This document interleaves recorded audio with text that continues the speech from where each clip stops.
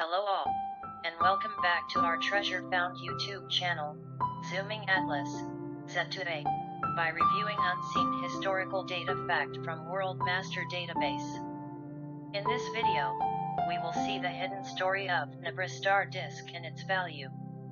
Data sources from Wikipedia research. Let's start the video. The Nebra star disk was found buried on the Mittelberg Hill near Nebra in Germany. It was dated to 1800 to 1600 BCE Early Bronze Age. The Nebra sky disk is a bronze disk of around 30 cm, 12-inch, diameter and a weight of 2.2 kg, having a blue-green patina and inlaid with gold symbols. These symbols are interpreted generally as the sun or full moon, a lunar crescent, and stars, including a cluster of 7 stars, axiomatically interpreted as the Pleiades or simply as a symbol for star clusters. The disk was found buried on the Mittelberg Hill near Nebra in Germany. It is dated by archaeologists to c. 1800–1600 BCE and attributed to the early Bronze Age Unitis culture. Various scientific analyses of the disk, the items found with the disk, and the find spot have confirmed the early Bronze Age dating. 2 golden arcs along the sides, interpreted to mark the angle between the solstices, were added later. A final addition was another arc at the bottom with internal parallel lines, which is usually interpreted as a solar boat with numerous oars, though some authors have also suggested that it may represent a rainbow, the aurora borealis, or a comet. The Nebra sky disk features the oldest concrete depiction of astronomical phenomena known from anywhere in the world. In June 2013, it was included in the UNESCO Memory of the World Register and termed one of the most important archaeological finds of the 20th century. The disk, together with 2 bronze swords, 2 sets of remains of axes, a chisel, and fragments of spiral armbands were discovered in 1999 by Henry Westphal and Mario Renner while they were treasure hunting with a metal detector. The detectorists were operating without a license and knew their activity constituted looting and was illegal. Archaeological artifacts are the property of the state in Saxony-Anhalt. They damaged the disk with their spade and destroyed parts of the site. The next day, Westphal and Renner sold the entire hoard for 31,000 DM to a dealer in Cologne. The hoard changed hands, probably several times, within Germany during the next 2 years, being sold for up to 1 million DM. By 2001, knowledge of its existence had become public.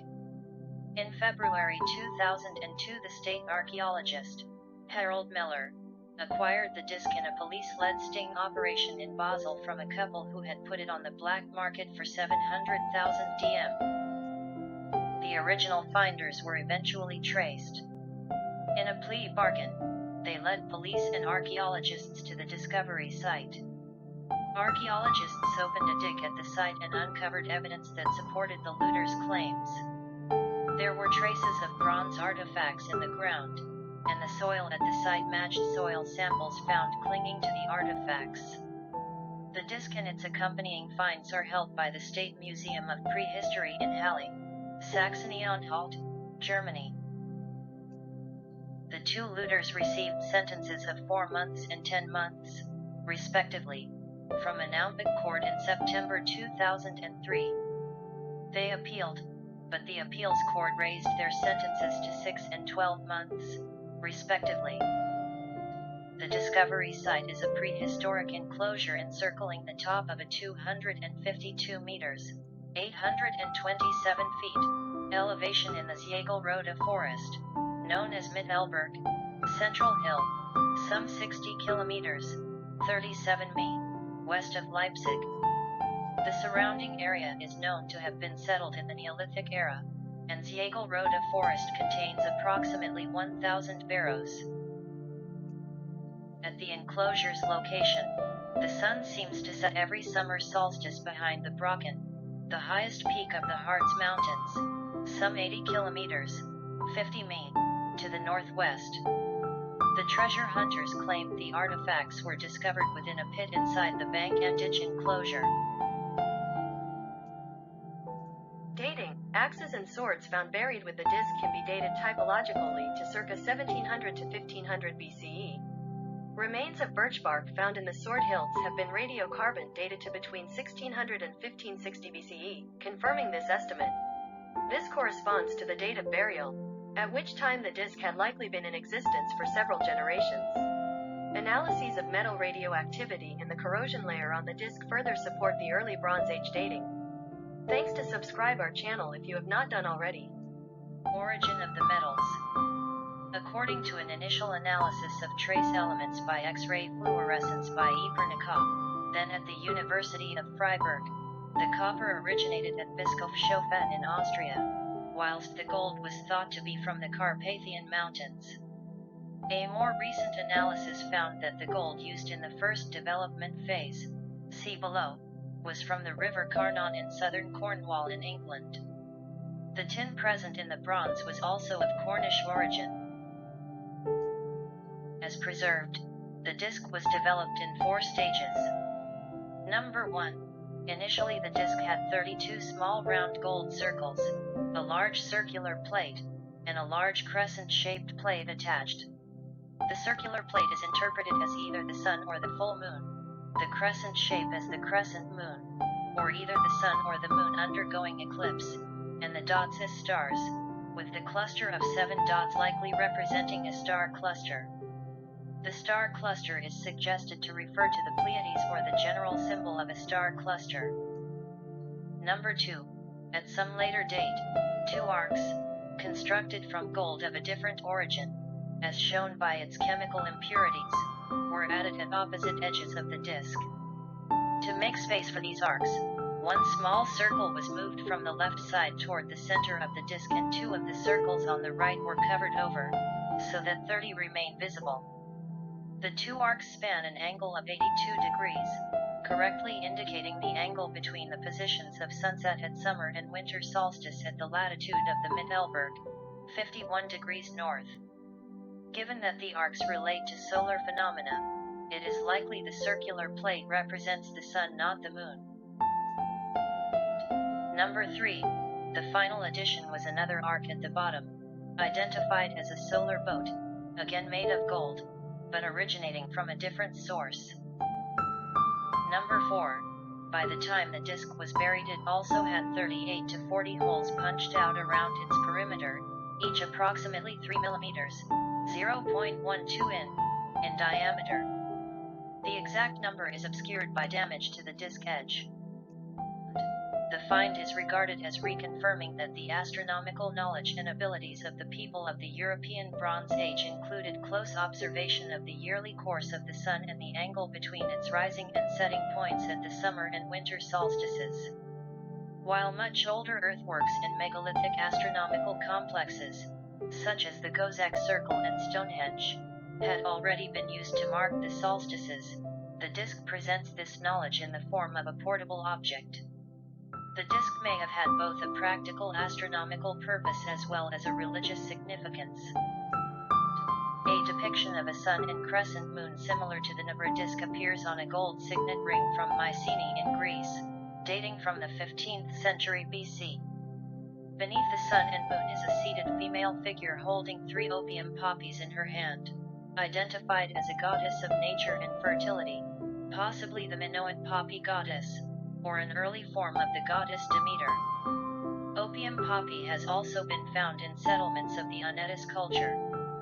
According to Christensen and Larson, 2005, imagery like that found on Mycenaean signet rings also appears in Nordic Bronze Age petroglyphs from the Kivik king's grave in Sweden, dating from the 16th to 15th centuries BC. Exhibition.